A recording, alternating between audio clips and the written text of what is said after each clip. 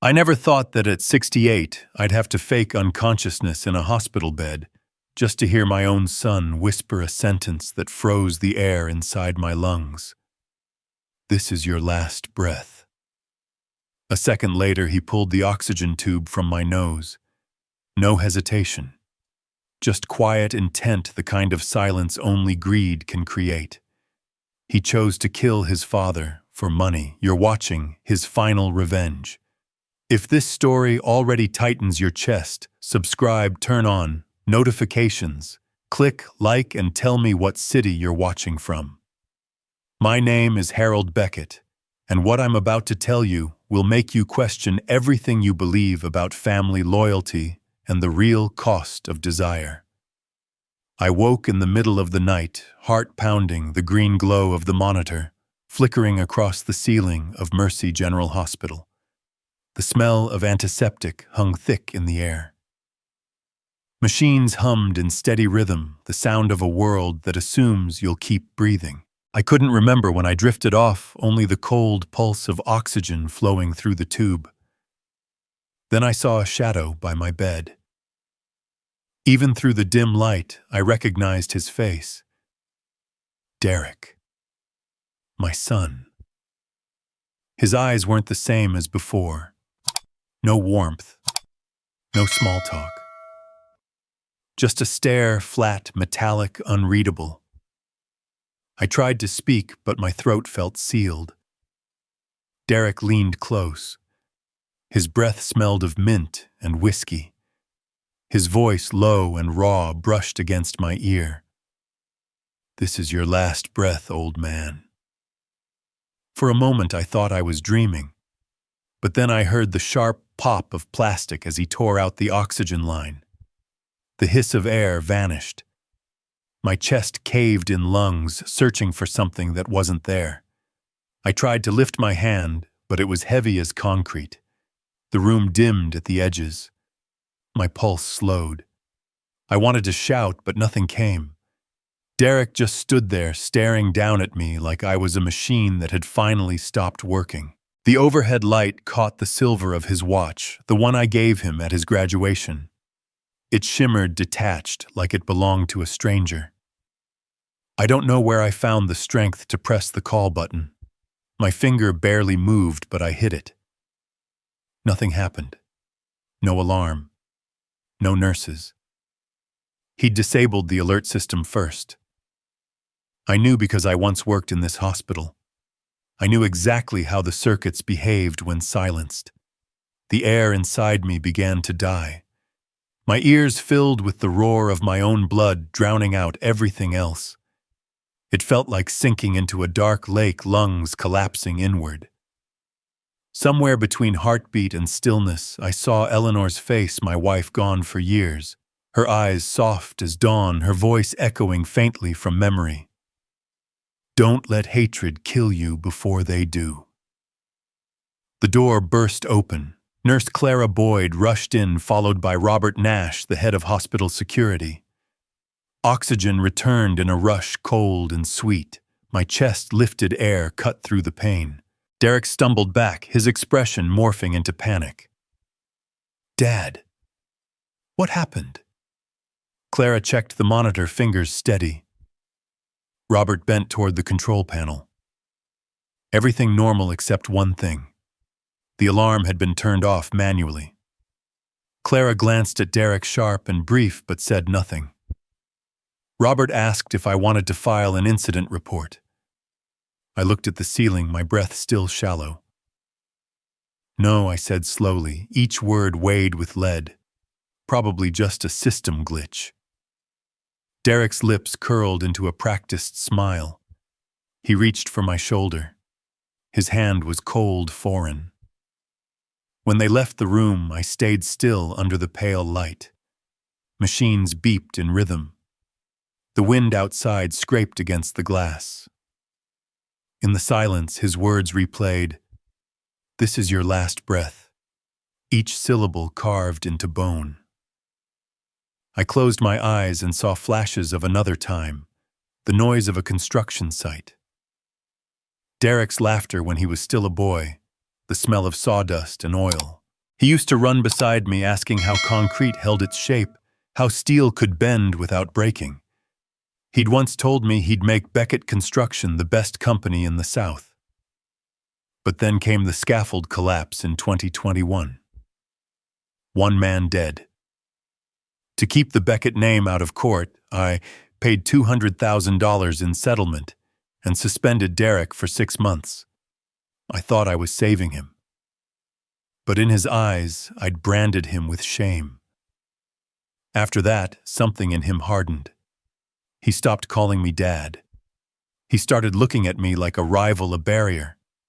When I stepped back and let him run the company, I thought it might heal him. I was wrong. His ambition had already outgrown his conscience. Now in this cold room, I understood what he'd become and what I'd created. My son had tried to kill me not in rage, but with precision. Derek never moved without reason. There was something bigger behind this. Money, power, or both. Clara came back before her shift ended. She adjusted the IV, her voice low. "Mr. Beckett, are you sure you don't want to report this?" I looked up, meeting her eyes. "Not tonight," I whispered. "But I need the system log from this room, the access records. Every entry." She nodded once, no questions asked. Robert closed the file outside the door. Neither of them said another word. When they left, I opened my eyes to the ceiling again. The light cast a faint wash of white over my face. My hand brushed the oxygen tube, cool plastic smooth under my fingers. My breathing steadied. Each heartbeat echoed inside me like a hammer striking steel. In the quiet, I knew one thing for certain. I wouldn't call the police. Not yet. Not until I had proof. I wanted to see every motive, every shadow, every lie, and hold them up to the light. Down the corridor, the sound of a gurney faded into the distance. Outside the window, the night was calm, Winston-Salem glowing faintly beneath a haze of city lights. In that stillness, I made a promise to myself. Before the sun rises, I'll start gathering every piece of the truth. And when the time comes, Derek Beckett will face the cost of the choice he made. It was still dark when I heard the soft rattle of a gurney rolling down the corridor. I sat up slowly, adjusted my oxygen line, and drew a steady breath. From the bedside table, I pulled out the small leather notebook Eleanor had always insisted I bring whenever I was admitted. The cover was worn smooth, the corners soft, the faint scent of ink still clinging to its pages. I wrote down the date and time, underlined it twice. Winston-Salem, Mercy General, 3rd night shift. That would be the starting point. Before the sun rose, my mind slipped backward, as it always does for old men who wake too early. I remembered the first job site south of the city, the red clay that stuck to our boots like glue, the heat rising off steel beams, the way I learned to read blueprints through my hands instead of my eyes. Beckett Construction Group had started with one old truck, a second-hand concrete saw, and a ledger of small-town debts written in pencil. Eleanor was there for every beam and every storm. She'd bring sandwiches wrapped in wax paper, set them on the unfinished steps of a house, and remind me to eat before the pour. When I lost my temper at the crew, she'd rest her hand on my shoulder and say, "Don't let anger ruin your name before it ruins the work." When our children grew, they breathed in sawdust and varnish like air. Grace was drawn to light, to how it shifted across new plaster, how shadows changed with the sun. She loved asking why one window caught more wind than another, why a wall leaned warm in winter. So it was no surprise when she left for Chicago to become an architect, living in that constant bright hum of deadlines and cranes. She called every evening, asked if I'd eaten, if her mother still had headaches, if the company was keeping busy. Her voice kept peace alive inside this house. Derek was different. He breathed competition. He liked numbers flashing across bid sheets, liked the growl of mixers, liked standing high on scaffolds, like a man born to win. Then, in 2021, the scaffolding gave way. A man didn't go home that night. I still remember his name and the face of his wife when she came to collect his things. That afternoon, I sat in my truck, hands on the wheel, knowing I'd never convince my heart it was just an accident. I chose to settle to pay $200,000. Not to silence anyone, but to pay back what could be paid. I suspended Derek for 6 months, hoping he'd understand that a human life isn't a bent nail you can pull out and replace. He didn't. From that day on, his eyes lost their warmth. He looked at me the way men look at a wall that stands in their way. A figure appeared in the doorway. Nurse Clara Boyd pushed her cart inside her hair, tied neatly back, her eyes sharp and impossibly alert for a night this long. She asked how I'd slept, checked the monitor, then the oxygen. I told her I needed a favor. She paused the way professionals do when they sense the weight of a request. I asked her to review the night schedule, who had access to my room, the pattern of rounds, the habits of each nurse and orderly. I explained I didn't want to confuse machine error with human intention. Clara nodded without hesitation. She said she'd handle it discreetly, talk to the shift lead, and make sure no one suspected anything. She added she'd personally walk the hall around the critical hour to see if there were any blind spots in the cameras. I thanked her, told her to stay within the rules. Everything else I'd handle myself. A few minutes later, Robert Nash came by. Broad-shouldered voice, deep but calm, the kind of man whose presence filled a doorway. I reminded him that the alarm hadn't gone off last night. He said they'd checked the alert had been turned off manually. I asked if it could have happened by accident. He shook his head. You'd have to press and hold the button for several seconds. I wrote it down in the notebook, drew a line under it. Eleanor called at 7. Her voice was steady, warm, the sound of home. She didn't ask if I'd called the police, she just said, "You know how to wait for the right time." I could hear the kettle hissing behind her, the same one she'd used for 30 years. She reminded me to eat my oatmeal, not skip the pills. She didn't mention Derek. I knew she was holding back a storm somewhere deep in her chest. We ended the call in silence, a pause that said everything. Grace called next from Chicago. I heard traffic, the slam of a car door, the pulse of a city waking up. She said she was moving up her flight, wanted to stay for a few days. I told her no. I could still breathe, and everything was under control. She didn't answer for a while. Then she made me promise to be more careful than anyone else could be for me. I promised. Told her to eat breakfast. When the call ended, I leaned back against the pillow and watched the sky turn from violet to pale gray. Arthur Miles arrived around 9, carrying a thin folder. He looked at me, nodded once the way a man does when the truth matches what he feared. I told him what happened, skipping the parts that caught in my throat and focusing on the timing. Arthur said I had 2 choices: report it now or wait for the guilty to trap themselves. I chose the second. He told me that choice required discipline and cold blood. I said I'd learned both, not from business or war, but from being a father.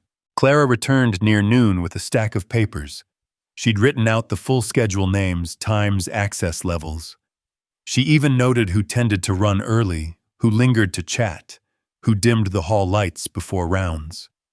She'd marked the most vulnerable window between 2:30 and 3:15 a.m., when the floor went quiet, when one set of footsteps could disappear into white noise. I thanked her, told her the map of the night was clear now. After lunch, I opened my notebook and wrote a short list. 1. Ask Clara to pull the data logs from the oxygen system, confirm what's recorded when the line is cut. 2. Check with Robert about adding a discreet secondary camera at the far corner of the room. No permissions outside, just internal security. 3, call Arthur, have the paperwork ready in case it's needed when this all comes to light. By late afternoon, the light in the room shifted from sterile blue to the soft gold of evening. I tied the notebook shut with its thin string, placed it inside the drawer with a pen and a blank sheet of paper. Then I pulled the paper out again, set it on the hospital tray, and wrote slowly, carefully, each word like a brick laid in wet mortar. The truth leaves traces. I stared at the sentence for a long while, adjusting the line until it looked balanced. Then I folded the page, pressed the crease flat, and slid it inside the notebook's cover. I leaned back, eyes closed, listening to the wind change direction beyond the glass. Tonight would be long. I didn't know if Derek would come, but I knew I'd already stretched the wire tight enough. And when someone touched it, the sound would travel, echoing all the way down the hall. By noon the next day, light cut through the blinds in sharp, sterile bands. I hadn't slept long. My head still carried the echo of the night, the rhythm of my own breathing, the faint pulse of machines. The smell of disinfectant clung to the air, dry and bitter, mixing with the plastic scent of oxygen tubing. I was just pushing myself upright when the door opened quietly. Arthur Miles stepped in his brown coat, dusted from the road, eyes heavy with the kind of seriousness I didn't want to see that morning. He set his briefcase on the table, pulled out a thin envelope, and spoke softly, as if afraid his words might break the air. Harold, I got a call from Wells Fargo this morning. Someone just filed a power of attorney to access your retirement account. $700,000. I didn't answer right away. The monitor beside me ticked like a slow metronome counting down something I couldn't name. Arthur opened the envelope and slid a page toward me, a printed form. At the bottom, my signature, or almost mine. Every curve matched. Every stroke fell right. But there was one thing only I would notice: the final tail of the K didn't tremble. My real hand would have shaken. Years ago, when pneumonia kept me in bed, I'd once taught Derek how to sign for me on an insurance form. I told him then only with my permission. Now I was staring at that same practiced hand again on this paper. Arthur studied me for a long moment, then said he'd already asked the bank to freeze all access for 24 hours, citing security verification. He hadn't told anyone. The request had come online. The IP trace led straight to Winston-Salem near my home. I closed my eyes and drew a long breath. I didn't need another piece of evidence. I already knew what was happening. Arthur leaned in, voice low. Silence, Harold. That's the smartest move right now. When someone chooses betrayal, shouting only teaches them how to strike better next time. He paused. Let him think you're still dying. Let him act on that belief. I met his eyes. Calm water. I've waited 40 years to build something from dust, I said. I can wait a little longer to watch the truth surface. When Arthur left, I sat for a long while, the light catching the edge of the window pane, flickering against the wall in pale gold. I thought about the early sights, the hammering, the smell of hot steel, the sound of voices shouting across unfinished floors. Every house, every ledger, every calculation that built Beckett construction inch by inch. And now one forged signature could erase it all. A dry laugh escaped me. Strangers' betrayal makes you angry, but the betrayal of your own blood turns you to stone. Clara came in with the medication tray, her eyes bright but more watchful than before. She asked if I'd slept well, checked the line. I told her I needed the visitor log from last night, the entry and exit times, ID scans. She hesitated, then nodded. Just say it's for a medical audit, I said. No one else needs to know. She agreed, promised to bring it by evening. When she left, I reached for my phone. No message from Eleanor. She knew me too well, knew I needed quiet to think. I typed a few words. "Don't worry, I'm fine," then erased them. Some fears grow more real when spoken. Arthur's paper still sat on the table. I ran a hand over the printed signature. Cold. Hollow. The same letters, but two different souls, one that built with his hands, and one that destroys with calculation. The afternoon dragged like a weight across the clock. Around 4, my phone buzzed.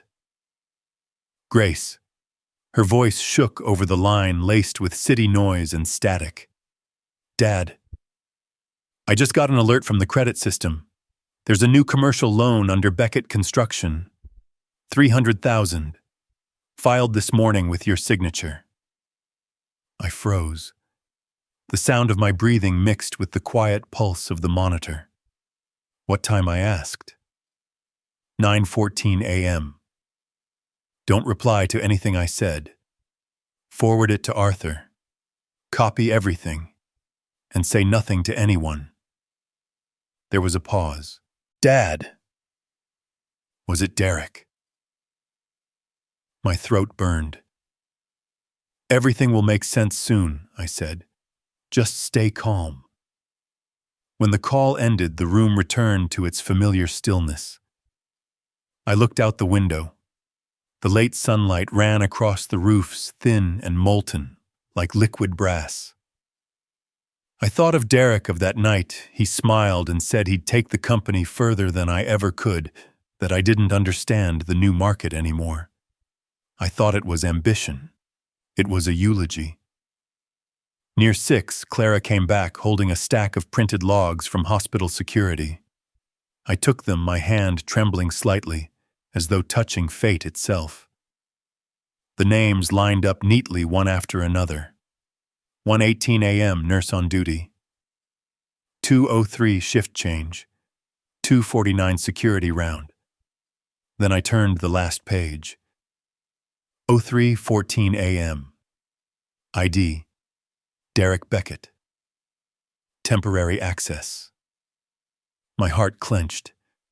I could hear the echo of the door from that night to the steps near my bed, his whisper in the dark.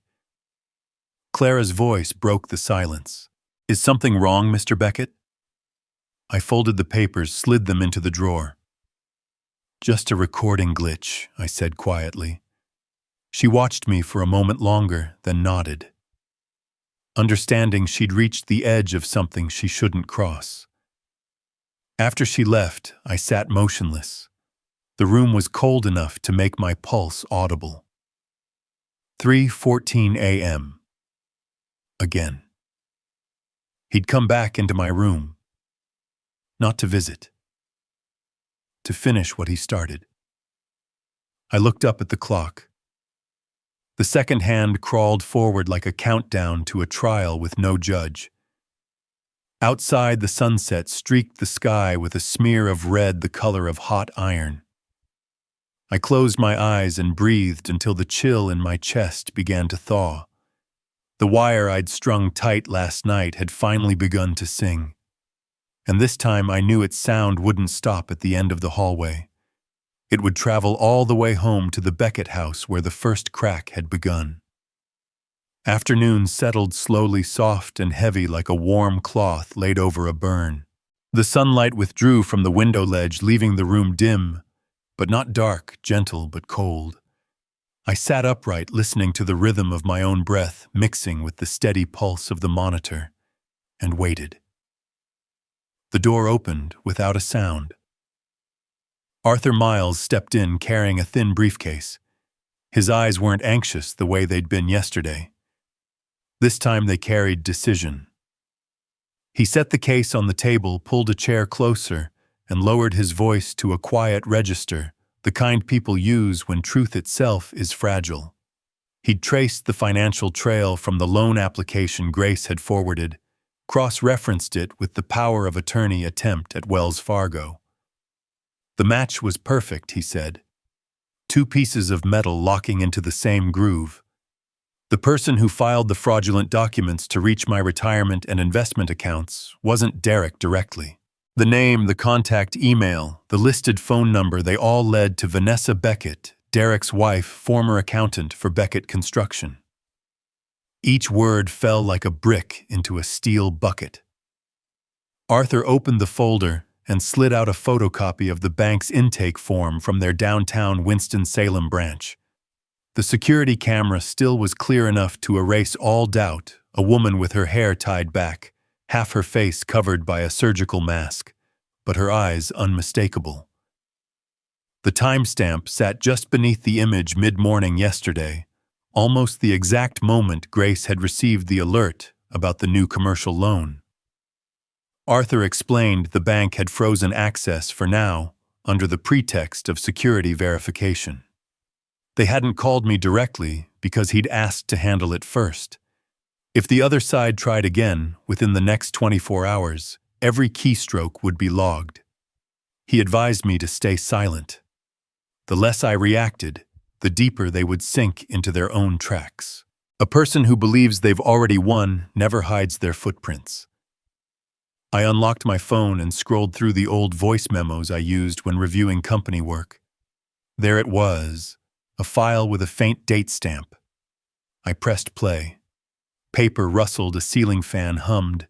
Then Vanessa's voice, soft, almost tender. "Let me handle the paperwork, Dad. I know the system better than anyone." I stopped the recording halfway, the sound dissolving into the low hiss of oxygen. The same words once spoken with care, now played like a rehearsed line in a play whose ending had already been written. Arthur waited, giving me time to swallow the bitterness building behind my ribs. "This isn't Derek's recklessness anymore," he said quietly. "This is strategy planned, structured, drawn from inside knowledge. He suggested we move to a higher level of protection, legally, build a wall no one could breach without exposing themselves, a safeguard that would make any heir who committed a crime to profit from my death forfeit everything." I understood at once. He meant a new will, not the old one divided evenly between both children, a gesture of faith that no longer belonged to this world. A new document anchored by a criminal exclusion clause making it clear that anyone who used fraud, coercion, or violence to gain inheritance would lose it all. That money, those assets, would instead go to a foundation under Eleanor's name, dedicated to protecting the elderly from financial abuse. I looked out the window. The late light stretched thin, lifting the room an inch above reality enough to make me alert, but not yet at peace. The door opened again. Clara stepped in with a tray of warm water and that gentle look of hers. She placed the glass on the table and glanced at Arthur, asking with her eyes if I needed rest. He said softly that things were moving in the right direction, then rose to leave, promising to prepare the documents. When the door closed, the room somehow grew both larger and smaller. Larger because the truth had been named. Smaller because naming it had stripped away the illusion of company. A faint knock pulled my gaze toward the doorway. Eleanor stood there, a thin scarf draped over her shoulders, her flats damp with rain. She never announced her visits. She always appeared when my hands began to tremble, but I refused to admit it. She didn't ask about the bank, or the signatures, or the betrayal.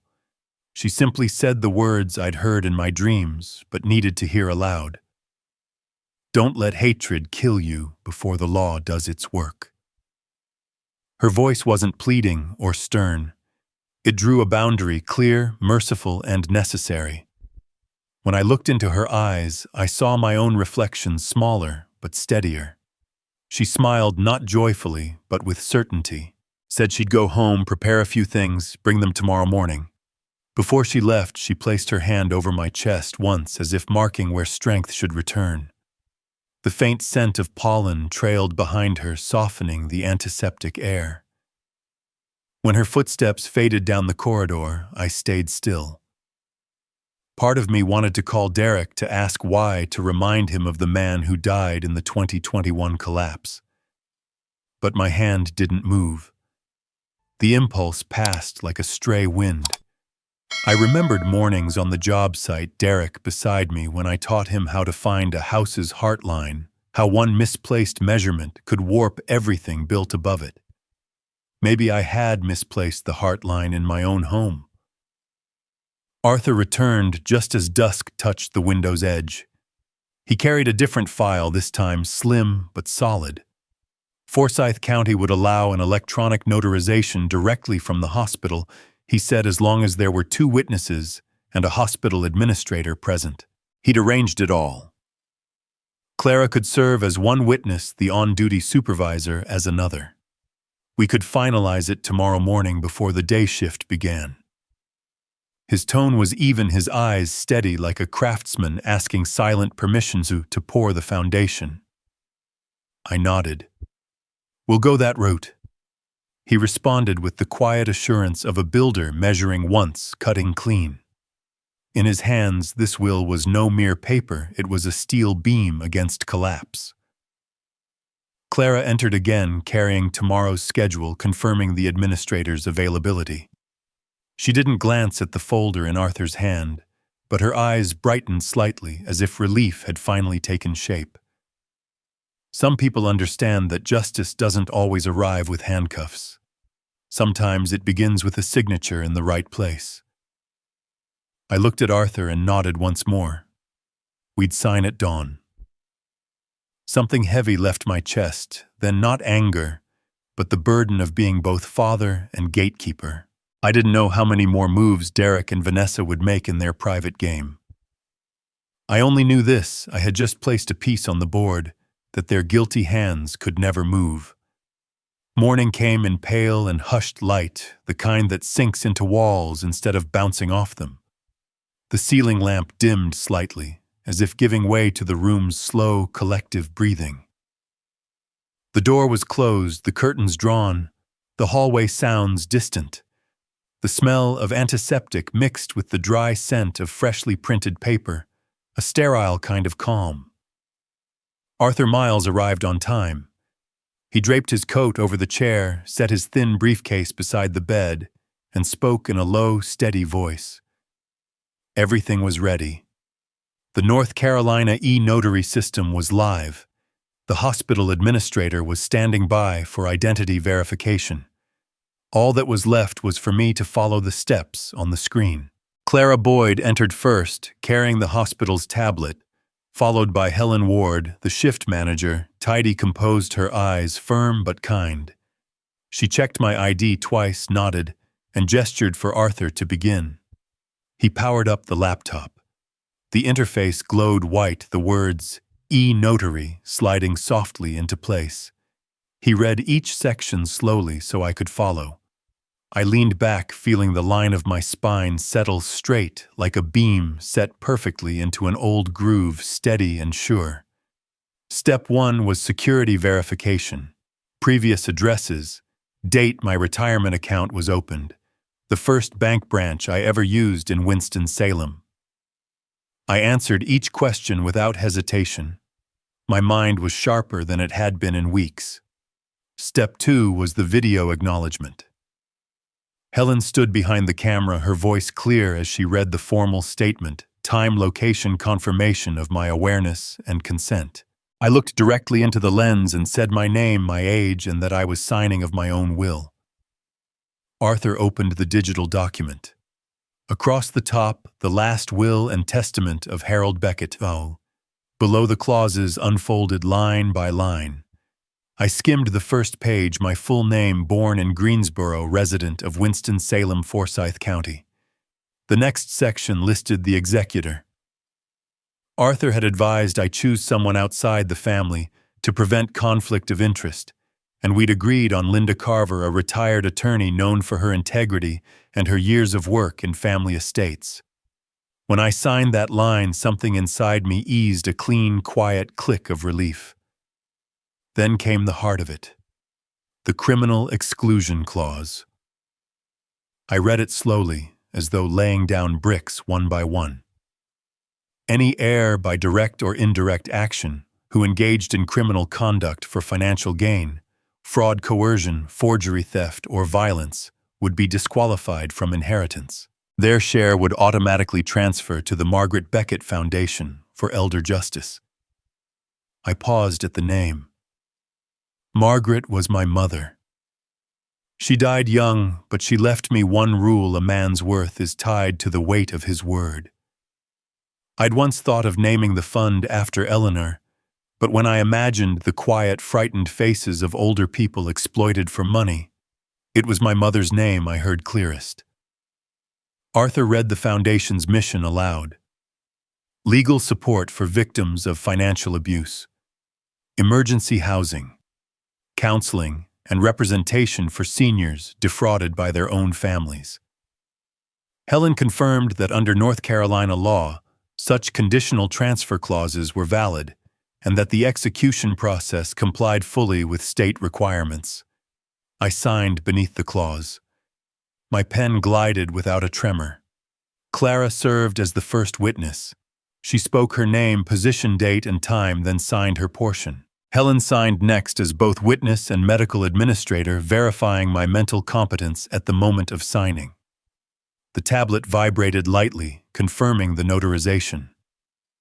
Arthur handed me the pen, as if passing me a new key. I signed the final page, the long bar of my H running straight and firm like a level across wet mortar. Arthur scrolled to the appendix, Asset Inventory, majority shares in Beckett Construction Group real estate holdings across Winston-Salem and nearby counties, retirement and investment accounts, life insurance policies. Each item indexed and cross-linked to the exclusion clause. He added that once we filed the notice of recordation with the Forsyth County Court, any future claims or freezes would have to acknowledge this clause, closing the loopholes Derek or Vanessa might try to exploit. I nodded. In my mind, the structure was clear again, beams interlocking the frame of a house built to survive a storm. The system chimed, sending encrypted copies to both the executor and to the email I'd provided for Grace. Arthur told me to check my phone. I did. There it was, one message from the e-notary system confirming the signature, and another from Arthur containing the backup file. Minutes later, the phone buzzed again. Grace had received everything. She said the file opened perfectly, signatures, validated, timestamps attached. She asked if I wanted her to print a copy in Chicago and send it overnight. I said yes, and told her that was all for today. Tomorrow could carry the rest. Helen reviewed the signatures, cross-checked the witness list, and saved the verification video to the hospital's secure log. Then she looked at me with a small, knowing smile. Sometimes, she said, justice begins in a quiet room like this, with paper and ink before it ever reaches the noise outside. I thanked her. Thanked Clara. Thanked Arthur. Clara poured me a glass of warm water and placed it in my hand. The heat spread gently across my fingers, easing the dryness in my throat. Arthur said he'd head straight to the courthouse to file the recordation notice, attach the notarized certificate, and list all asset references. He'd also send formal letters to the banks and credit bureaus declaring that any changes in beneficiary status tied to individuals involved in criminal acts would be voided by law under the new clause. Each word he spoke tightened the structure like bolts sealing a frame. When they left, the morning light had ripened fully. It poured across the window ledge in thin golden bars. I lay still for a moment, listening to the soft hum of machines, then pulled out the leather notebook from my drawer. On today's page, I wrote a single line, marked the corner with my old inspection symbol. In my mind, I heard the echo of a measuring stick tapping against a wall. Solid, level, no hollowness, just the right thickness to bear the load. My phone buzzed again, Arthur's message confirming that the court filing was complete, time-stamped, and sealed. He'd send legal notifications that afternoon, to 2 financial institutions suspected of processing the forged loan. I texted back, "Thank you. Get some rest." He'd likely been awake since before dawn, tightening every loose screw. Clara came in one last time to check the oxygen pressure, adjust my pillow, and asked softly if I felt I could breathe easier. "Yes," I said. "And it wasn't just the oxygen." She smiled. "The day shift's coming soon," she said. "It'll get noisy." I nodded, but I didn't close my eyes. Above me, I imagined the cross lines of concrete running through the ceiling beams, locking together steady, unbroken, strong. The morning after the will was signed, Winston-Salem woke to a fine mist of rain, the kind that looked invisible until it struck the glass. Each drop hit the hospital window with a metallic ping, soft yet precise like a hammer testing steel. I was awake earlier than usual. Clara had just finished her shift change. She brought in a cup of warm water and a thin folder from the hospital's coordination office. Yesterday afternoon, I'd filed a formal request through the patient advocate to retrieve the oxygen system's access logs and the hallway camera footage from the inpatient wing. They'd promised a response within 24 hours. Clara set the folder down and said they'd approved it ahead of schedule. I opened it. My eyes tracked each line of data, every timestamp. There it was again. 3:14 a.m. Access ID Derek Beckett. No system error. No overlapping shifts. No emergency overrides. Every other subsystem had been stable. The technical notes confirmed the oxygen alarm had been manually disabled for 82 seconds. Intentional, not accidental. I leaned back the chair, creaking slightly, listening to the wind tapping the window like a memory trying to return. Clara stood beside me, silent, her gaze lingering on that same line. Show 3:14 before meeting mine. By noon, Arthur Miles arrived, rain still glistening on his shoulders. He dropped his briefcase on the table, wiped his sleeve, and said the bank had finally responded. They'd flagged irregular transfers from Beckett Construction's account, a $210,000 wire routed to a company named V. Beckett Holdings registered in Raleigh. The shell structure was clean enough to pass casual audit, but Arthur recognized the digital signature on the transfer authorization. Vanessa's. I turned to the window. The rain ran down in thin, crooked trails like cracks that hadn't yet been sealed. Arthur said he'd already initiated a soft freeze subtle enough not to trigger alerts, but strong enough that one phone call could lock every dollar in place. He sat down beside the bed, voice low. "We're entering the part where one mistake unravels everything," he said. Then he told me about a conversation he'd had with the hospital's technical administrator. They'd found a way to set a legal trap, something fully compliant under HIPAA. A recorder module normally used for nurse training could be integrated with my oxygen monitor. It would log both ambient audio and machine activity, feeding directly to the hospital's secured server. Clara would oversee it as part of a training data review. Everything above board. Everything silent. Arthur called it a lawful snare, one a predator could walk into without ever knowing it was there. I nodded, looked at Clara. She said she'd install it tonight during the shift change when no one paid attention. The recorder would trigger automatically if anyone touched the oxygen unit. I asked if she was sure it wouldn't break protocol. She smiled faintly, said the hospital allowed it for internal training data. I knew what she meant. She was choosing to stand on my side, even knowing that if this went wrong, she'd share the fallout. By afternoon, the rain had softened to drizzle. Grace called from Chicago. Her voice was tired edges frayed by another sleepless night. She'd finished cross-referencing the company's old accounting records. 4 smaller transfers had surfaced, each between $20,000 and $30,000, spread over the past 3 months, all routed to V. Beckett Holdings. Together, they totaled over $200,000. She'd already forwarded everything to Arthur, complete with timestamps. I could hear the hum of her office through the phone, the faint buzz of a fluorescent light. In my mind, I saw her sitting alone at a desk, the glow touching her face the way it once touched Eleanor's. I told her to rest, not to let this fight burn through her youth. She said quietly, "If it brings the truth to light, it's worth it." When the call ended, I sat there for a long time. The daylight retreated, and the hallway lamps cast a dull amber hue into the room, like the last streaks of evening trapped in glass. I opened my notebook, wrote down every detail, time, name, transaction account. Dry facts. But each line was a footprint Derek and Vanessa had left behind. I thought of the early days. Vanessa in the office, eyes, bright hands, quick with ledgers. Derek hauling materials in a dust-covered truck, his palms white with cement.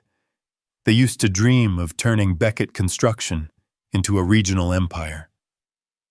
And for a while I believed them, until I realized they weren't building anymore. They were taking. Clara returned just before 6, Arthur behind her. They said the recorder had been installed successfully, linked directly to the oxygen system. The test signal ran steady, feeding encrypted logs into the hospital's secure mainframe. Clara would check it every 3 hours, ensuring no one touched the machine without record. I thanked them both. Then I asked Arthur to grant Grace limited access through the court's secure portal so she could assist with data review remotely. He said he'd arrange it. Piece by piece, everything was locking into place, the frame tightening, the structure standing on its own before the storm. When they left, I looked at the oxygen monitor. Its small green light blinked steadily like an open eye refusing to sleep. I listened to my breathing blend with the sound of rain against the roof. In my mind, I could see Derek pacing across the living room floor, glass of whiskey in hand, telling Vanessa everything was ready, that in a few weeks all assets would shift under their names. I could almost hear her reply, cool, measured, certain. It's all moving the way it should. Maybe at this very moment they were toasting their victory, convinced the old man was still lying, helpless, unaware. I looked at the clock. The second hand crawled forward, marking each breath like a hammer dropping onto concrete. 14. The number was carved into me now, a scar that would never fade. I closed my eyes, inhaled deeply, and felt the oxygen hiss softly through the tubing. The night ahead would be long, but this time I wasn't the prey anymore. Noon light spilled across the white wall in thin, trembling bands, widening the room by inches, but cooling it by degrees. I pulled myself upright the way Clara had taught me, slow, deliberate, one hand on the blanket, to steady the shoulder that still shook. The door opened so softly that even the hinges held their breath. Derek stepped in, carrying a bundle of lilies wrapped in cellophane that crackled like it was hiding a secret. His face was rehearsed, clean-shaven hair, slicked back, eyes polished with a warmth that didn't belong to him. He placed the flowers on the window ledge and took a moment to study the room, to measure the space between my bed and the oxygen monitor. The scent of lilies bled into the antiseptic air, sweet and sterile all at once. He sat beside the bed, fingers locked, shoulders lowered in the posture of repentance. He spoke about the weather, said the rain had stopped, said an old client in Greensboro had just renewed a small contract. I nodded, letting him fill the silence with his own voice. Then his tone shifted slower, lower. He said he'd been under strain lately. The company was in chaos, old headlines from the 2021 scaffolding accident resurfacing, Forsyth County detectives poking around old ledgers. He said maybe he'd spoken harshly, that he was sorry for any worry he'd caused me. I looked down at my hands. The veins stood like faint blue wires. I kept my breath shallow, my voice fragile, exactly as it needed to sound. "If you truly want to help your father," I said quietly, "don't touch his pension." The words dropped between us like stones breaking water. Derek froze, a single heartbeat of stillness, as if someone had tapped the brakes on a highway. He lifted his eyes, scanning my face, searching for whether that sentence had been accidental or deliberate. He gave a thin smile, said maybe the bank made a mistake, said there were scams everywhere now. He'd look into it personally. I gave a faint cough, just enough to rasp the edge of my next sentence. No need to worry on my behalf. Let the process handle itself. He nodded too many times, the way people do when trying to smother a spark before it becomes flame. Said he'd come back tonight or tomorrow morning, maybe bring some of Mom's soup recipes. I stayed silent, listening to the monitor rise and fall, numbers playing their little game, though tonight numbers wouldn't be games anymore. Clara entered with the medication tray, her professional smile polite, her eyes measured. She checked the oxygen line and gave a brief glance toward the monitor. The small green light blinked once, a discreet signal. Derek's gaze followed the movement, then returned to me. "Need anything else?" he asked. "Just a glass of warm water," I said. When he poured it, I caught my reflection on the steel kettle's curved surface, an old face, eyes narrowed from cold but steady in their depth. He handed me the cup, his knuckles pale. He spoke again, voice lower now. Said there were rumors in the hallway talk that county detectives might reopen the scaffolding file, call in former employees for questioning. Probably gossip, he added. Then again, maybe not. Some new lieutenant in Economic Crimes Division seemed keen to dig up old numbers. I met his eyes long enough for him to see that I knew exactly which wind was starting to blow. He changed the subject, asked about my appetite, my sleep, the pain, the doctors. I answered briefly enough to keep the air smooth but not warm. Then I set down the cup and leaned back. In a few hours, evening would fall, and with it the quiet darkness of the inpatient ward. Inside that darkness, Derek would believe he was the hunter. He didn't know the foxes had already laid false tracks in the snow. He lingered another minute, eyes flicking toward the door. He was afraid of Arthur, of Robert, of any uniform that might cross his path. I gave him a way out. "I'm tired, son. You should go." He stood. His shoes made a soft squeak on the vinyl floor. At the door he hesitated, turned back to sweep the room with one last glance, the oxygen unit, the ceiling corner, the dull painting near the curtain. In that single glance I saw calculation, measurement, decision. When the door clicked shut, Clara returned. She placed the shift chart on the table and asked me to review it. I read the printed line slowly. Routine check, 0 a.m. She would enter the room herself just before the system pinged its data to the server. I nodded and told her to alert Robert Nash, position him nearby, but unseen. She agreed, said the security team had mapped a silent route through the back hallway, in case entry was needed fast and quiet. Arthur texted next. He'd delivered the legal warnings to both financial institutions, flagged the suspicious accounts, without freezing them to keep the illusion of calm. He advised me not to use my phone tonight.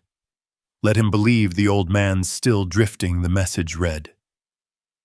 Later that afternoon, Robert stopped by with his clipboard, his tone casual.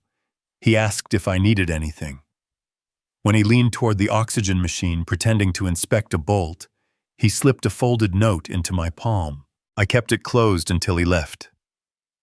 Inside was a simple hand-drawn map, security posts, shift times, alternate access points. Tight, precise. The kind of plan made by someone who reads a building like an open field. By early evening, Eleanor called. Her voice was low and even, the kind of peace found only in prayer. She asked if my cough had eased, said she'd stay awake a bit later tonight, just in case. I told her everything was in place, she needn't worry. She laughed softly. "You said the same thing before you poured the first roof on the South project," she reminded me. I stood below. You stood in the wind, and that roof held through every storm. So will this one, I said. When the night deepened, the footsteps in the hallway thinned. Clara lingered with her rounds deliberately slower, her rhythm familiar enough to draw no attention. She set a fresh tray of water beside the bed, adjusted the tubing, and met my eyes for one quiet second. That was all I needed. The recorder was live. The room settled into its symphony, the monitor's pulse, the wind at the window, the faint hum of the elevator at the far end of the corridor. Derek returned during visiting hours, just as promised. No flowers this time, only a paper bag holding small containers of soup. He set them on the table, said Mom would be happy if I ate. His hands were cold. He sat and began to talk trivial stories about a waterline repair outside the city, about new crews' rising transport costs. Each story was an old brick turned over an attempt to hide the cracks. I let him talk, nodded at intervals, kept my breathing steady. Before leaving, he paused again at the doorway. His eyes swept upward, tracing the ceiling, pausing at the corner where the camera sat, then dropping to the oxygen machine. Something flickered in his stare, sharp, deliberate, metallic. A choice. He gave me a practiced smile, nodded once, and walked out. The door closed softly, first ajar, then tight. I sat still listening as my heartbeat sank to its slowest rhythm. Clara entered to clear the tray, said nothing. 3 o'clock, I whispered. She nodded. Robert texted a single line. All positions ready.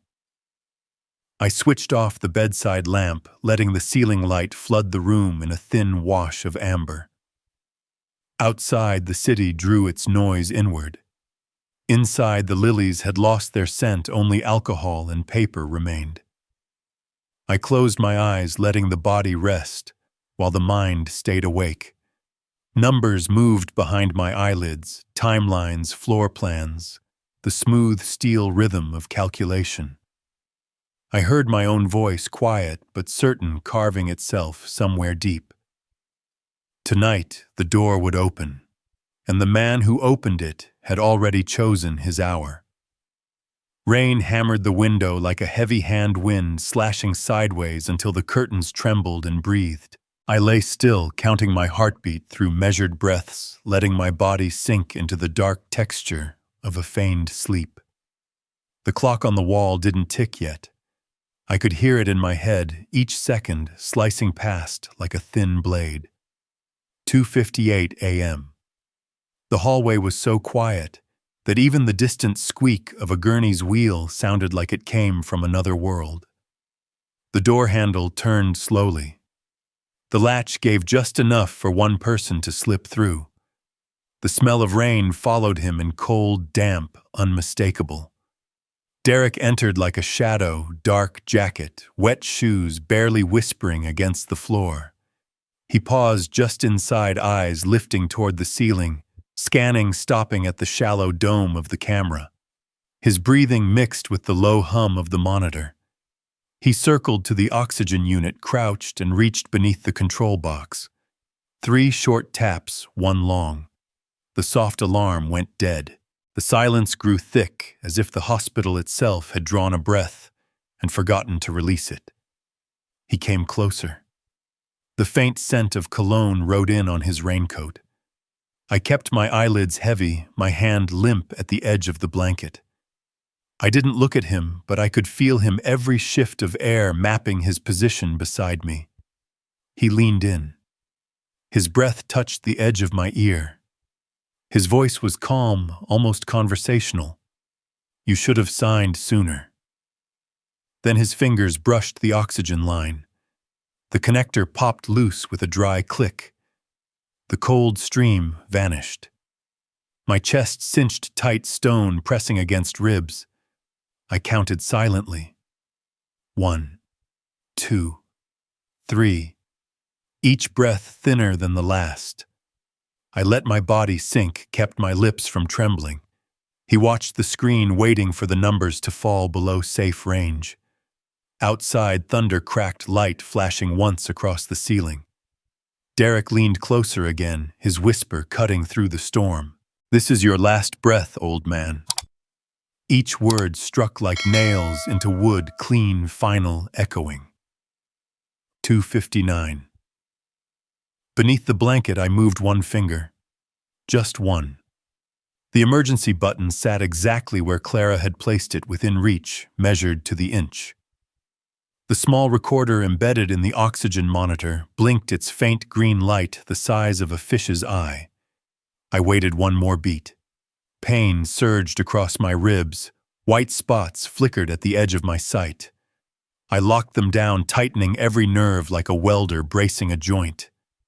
Then I pressed the button at the precise second Clara had planned. No alarm sounded. The soft chime had been disabled earlier, but the signal went straight into the hospital's internal system. Derek flinched like he'd heard something from inside the walls. He jammed the connector back in, hands shaking. Oxygen returned, cool and thin at first, then steady.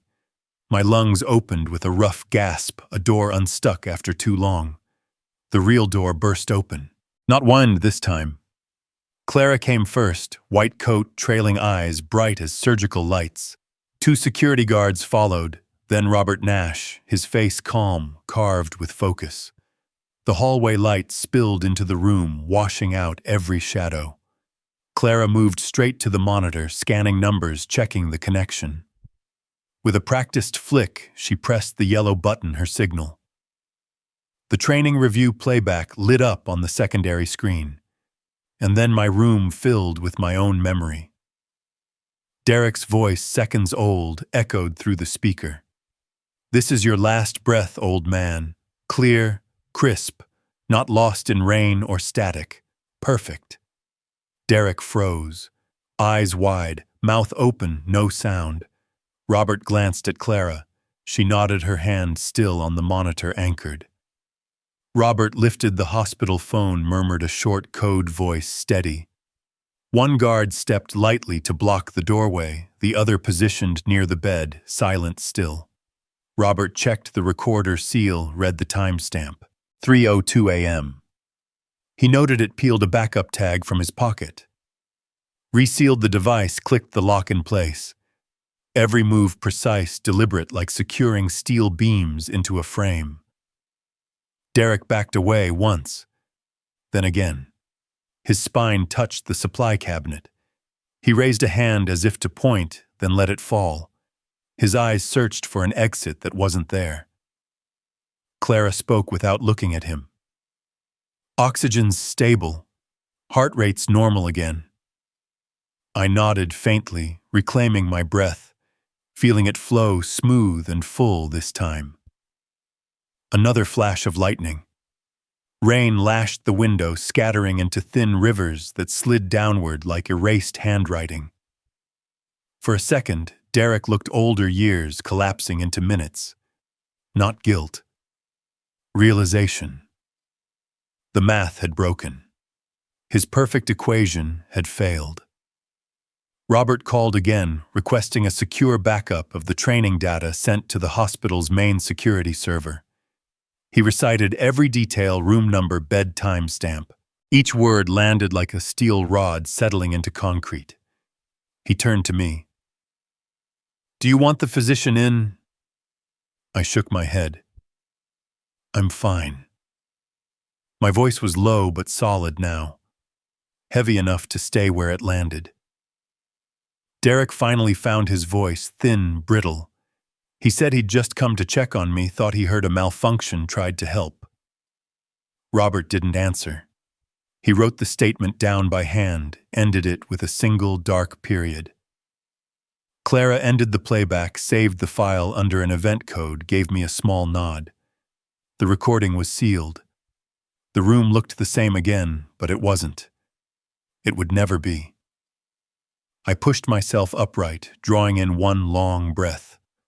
The air was cold, but it moved clean through the chest.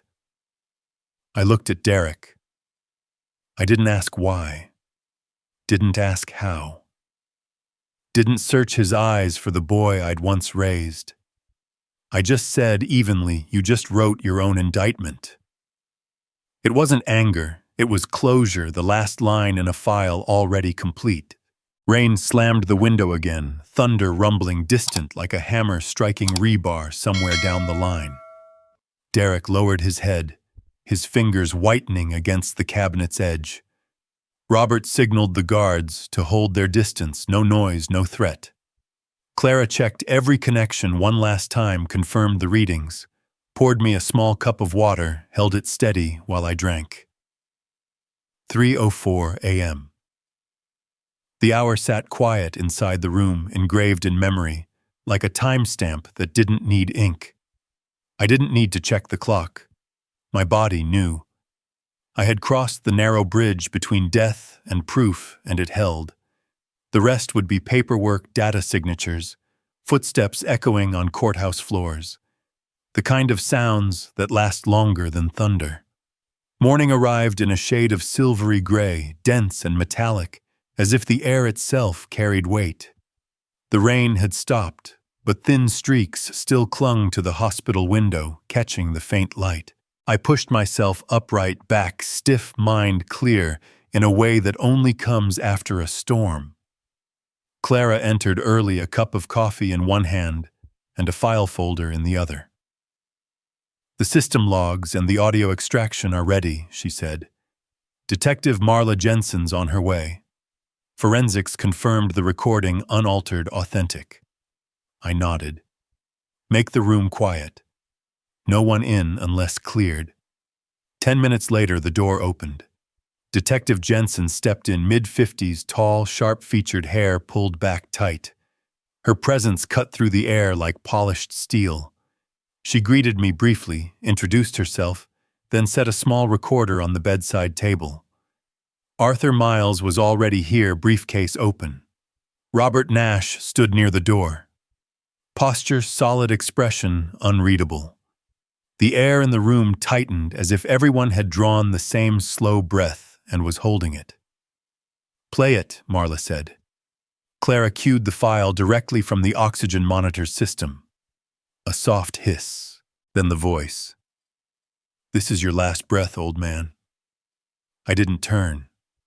I watched the window instead, where dawn was smearing faint light over glass, still streaked with rain. 32 seconds of recording. Silence.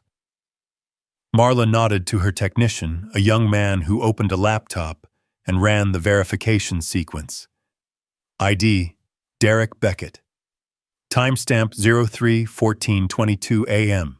Action manual alarm override. Room access authorized. The words on the screen were like bolts locking into place. Arthur laid a folder on the table. He spoke evenly.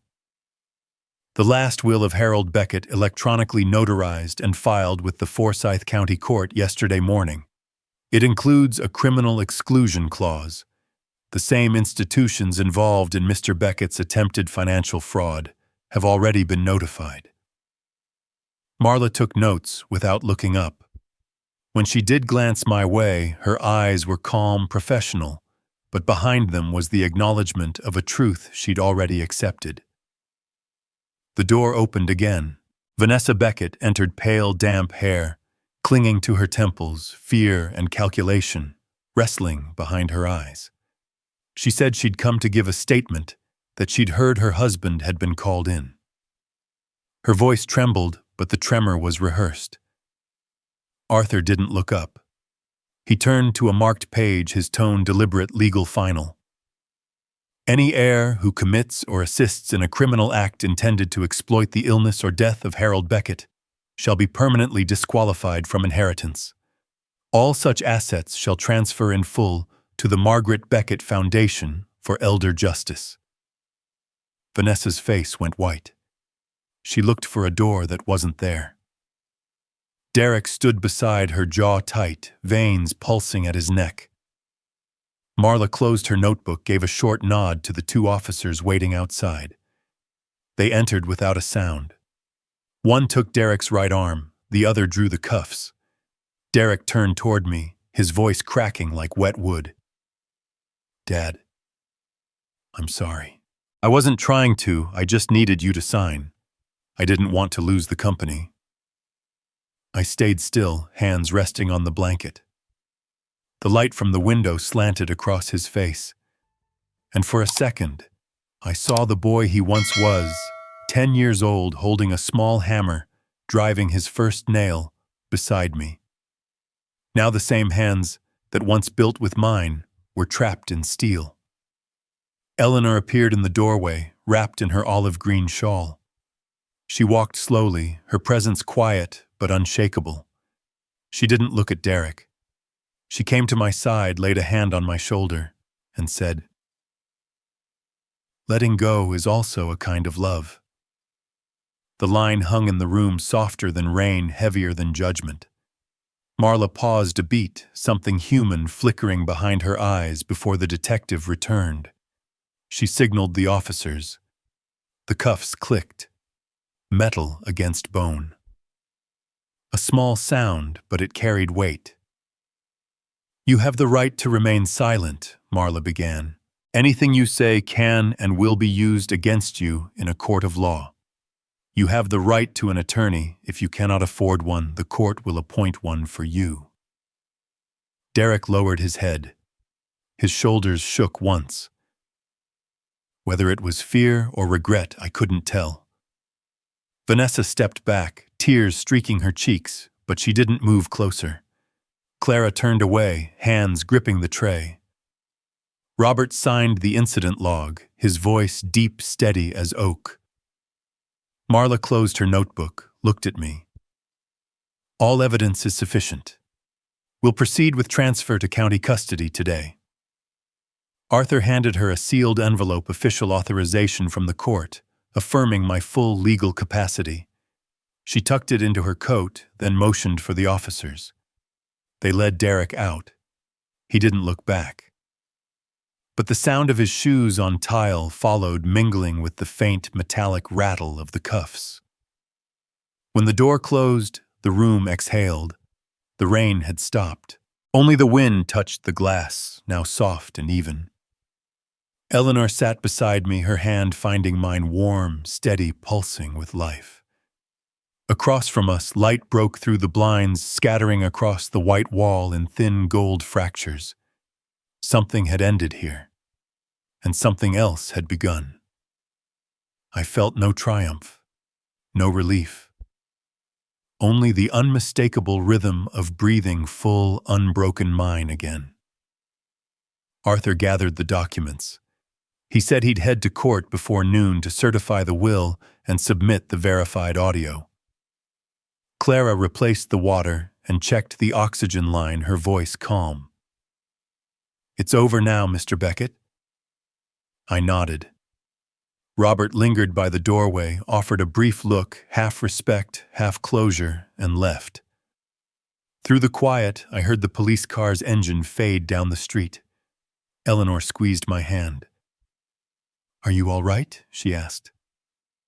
"I am," I said. She nodded, eyes turning toward the window. Sunlight shattered against the glass, scattering golden shards across the floor. I thought of all that was lost, and all that had been saved. Justice doesn't always need a verdict. Sometimes it only asks for the silence that follows when truth can finally stand on its own. A month passed, leaving behind a silence that felt newly built, like a house that had just been fitted with fresh beams, no more creaks, but the faint smell of raw timber still lingered in the air. I was discharged after 2 weeks.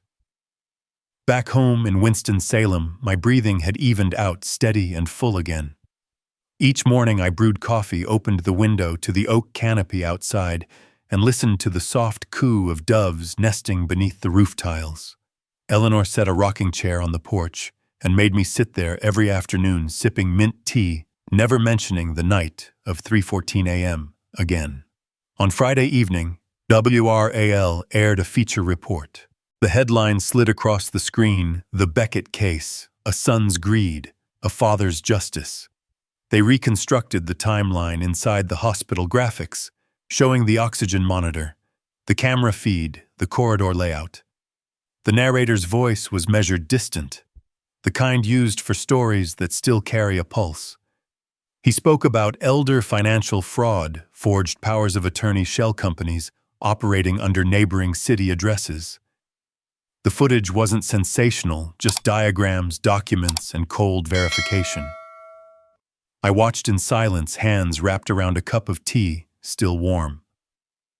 Eleanor leaned against me, her eyes fixed on the screen. When the program shifted to commentary, the phone began to ring. Old friends, neighbors, members of the parish. No one asked about Derek.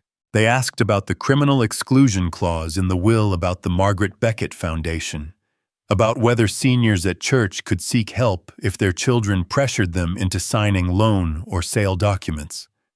I told them Arthur was setting up a volunteer line that attorneys from the foundation would hold free sessions twice a month at First Baptist Church.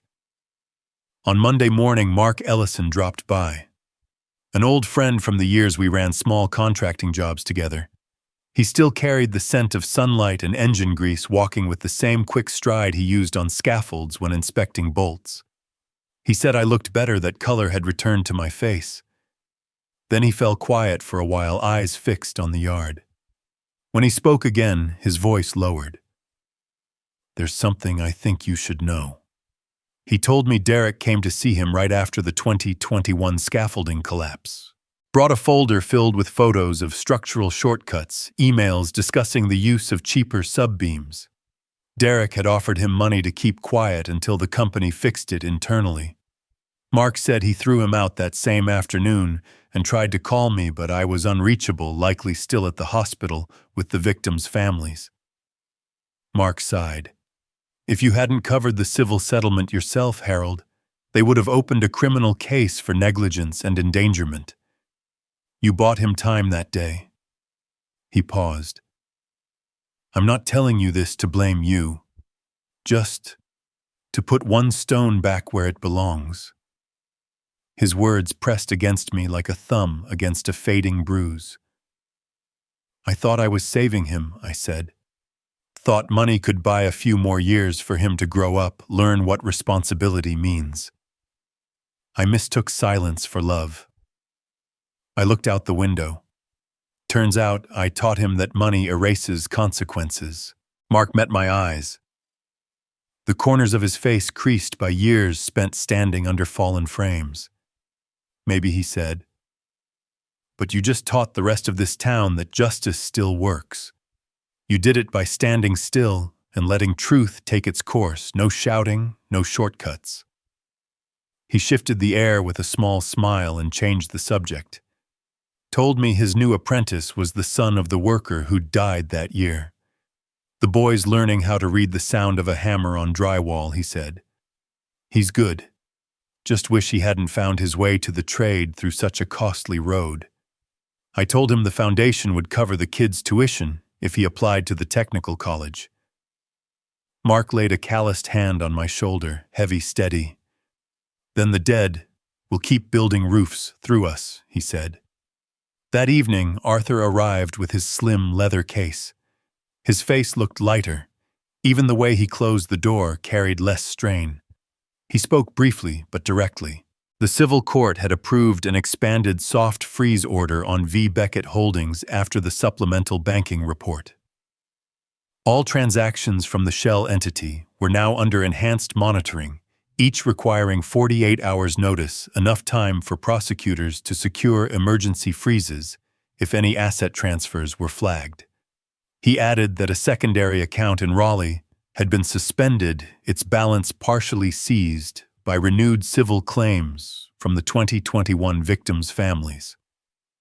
Eleanor brought out tea and placed it in front of him. She asked about the court schedule. Arthur said the prosecutors were preparing filings. The audio and system logs had passed forensic validation, hallway camera footage had been properly authenticated. He reminded me Derek still retained full legal rights counsel and silence. I nodded. "We'll do nothing to interfere."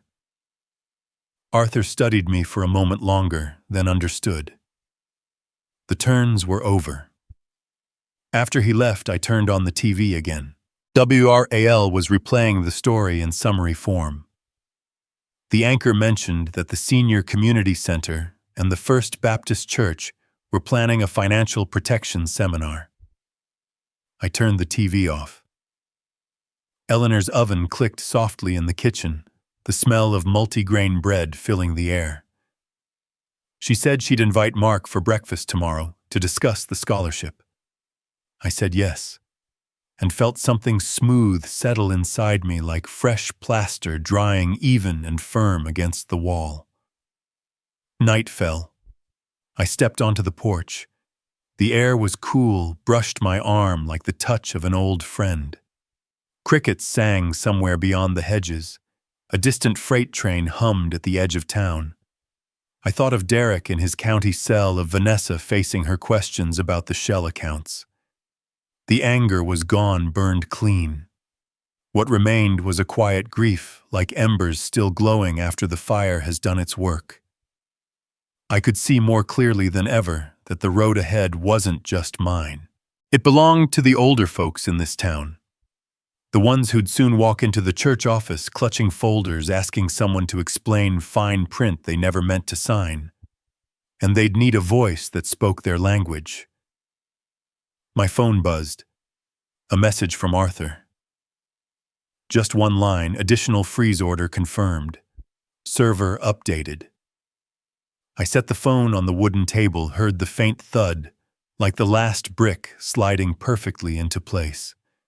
The night deepened.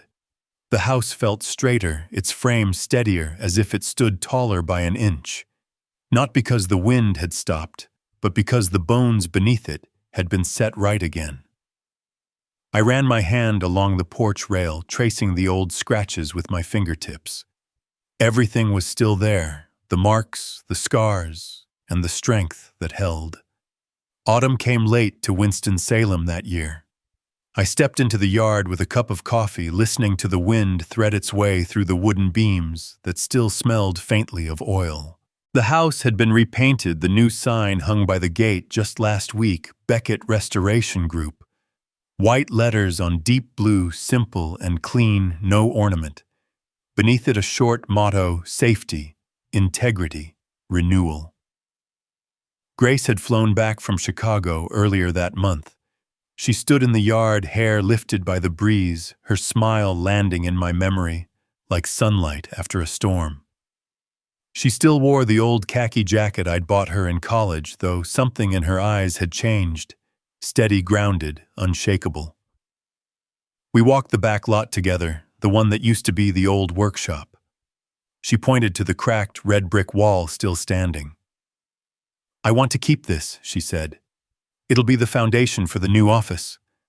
I told her it was the weakest part of the structure, better to tear it down and start clean.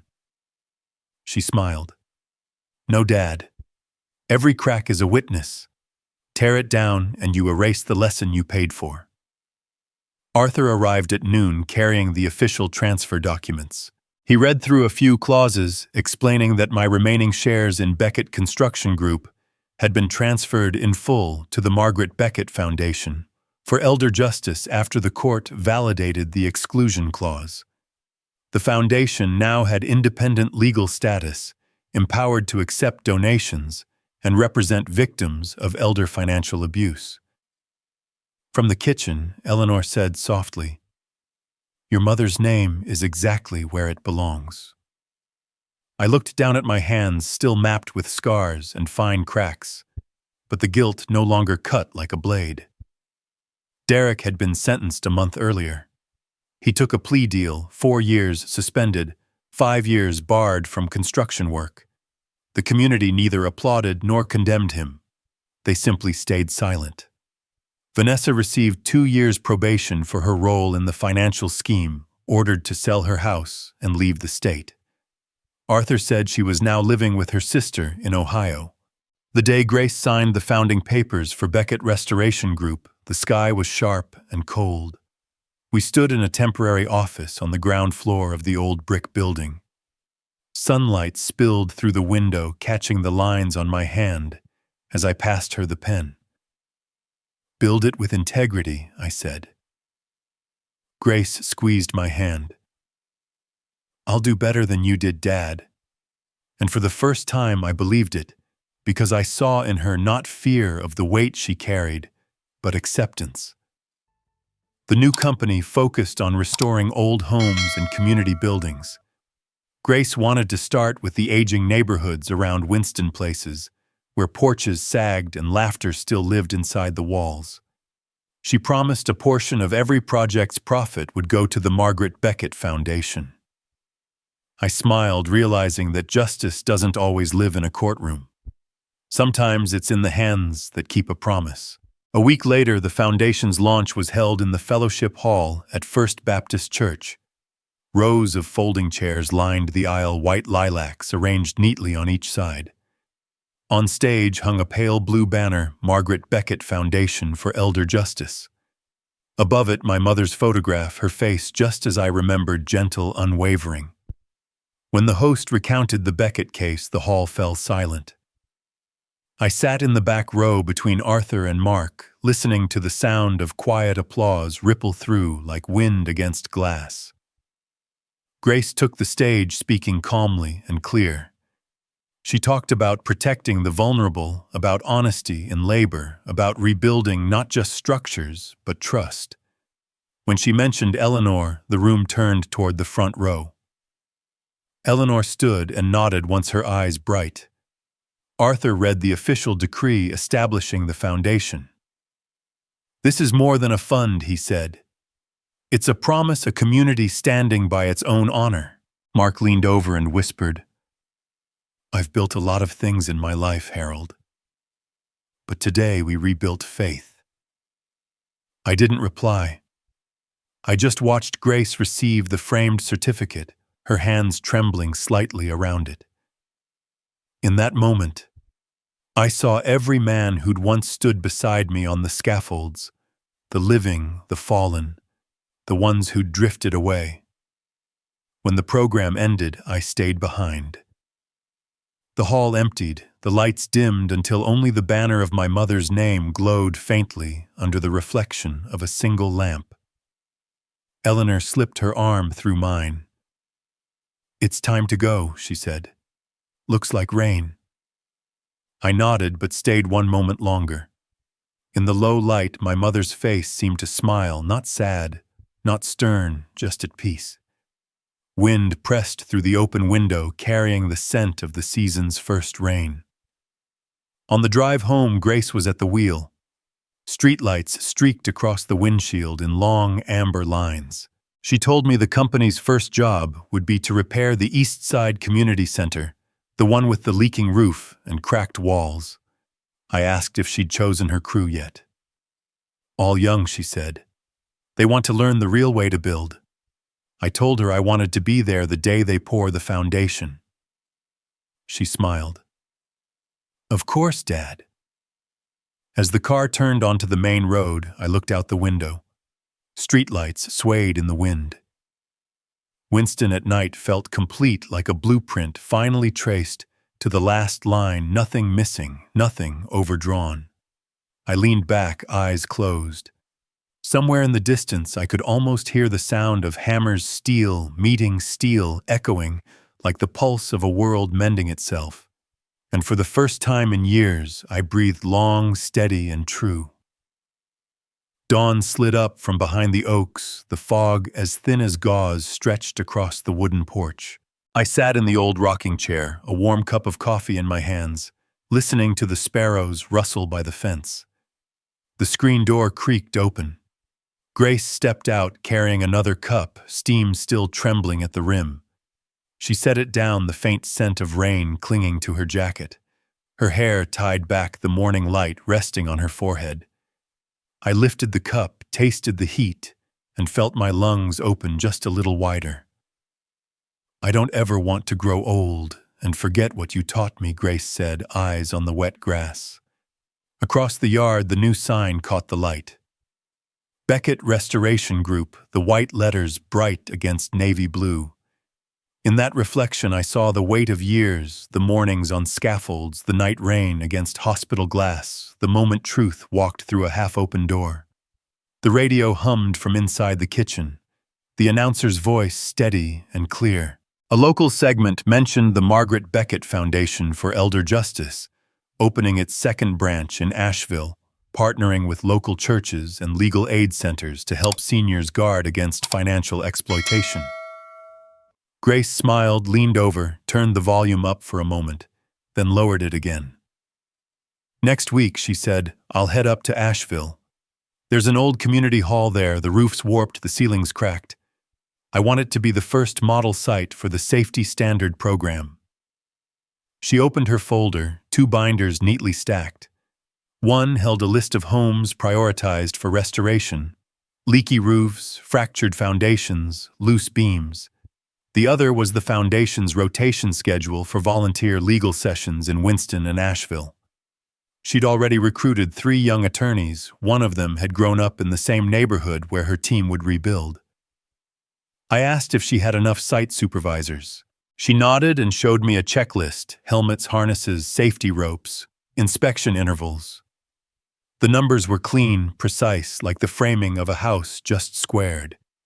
I handed her a ring of new keys, the brass still sharp at the edges.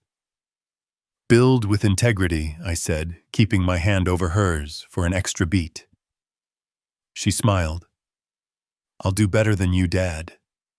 And I believed her, believed it, the way one believes the sun will rise again without needing proof. Eleanor brought out a plate of warm biscuits, sat beside us, and touched my shoulder, a small, familiar gesture that could gather a whole day into a single moment. She asked when Grace would leave for Asheville, reminded her to pack a light raincoat. June storms on the mountain come without warning. Grace laughed, said she already had. I watched the 2 women in my life talk, their voices blending with the hum of the morning air. Something gentle spread across my chest, warmth, moving outward until it rested at my fingertips like a quiet promise. The phone on the table buzzed. A short text from Arthur, confirmation of tomorrow's signing ceremony between the foundation and the city to be held in the old county courthouse. He added one line: Asheville branch license officially approved. I thought about my son somewhere in another city, learning how to live slower, to face silence. There was no anger left, only a prayer whispered for a man still finding his way back to decency, however late. I set my cup down and walked into the living room. On the wall hung our wedding photo. The colors had softened over time, but Eleanor's eyes still carried the same depth. I touched the wooden frame smooth under my fingertips, and a line rose in me when I finally understood. Some endings save your life. When I returned to the porch, Grace and Eleanor were still there, their voices low, the radio shifting to the weather report. The wind moved through the air, carrying scents of butter coffee and damp grass.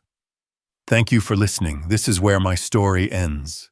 If you believe that justice can be silent and still powerful, share this story.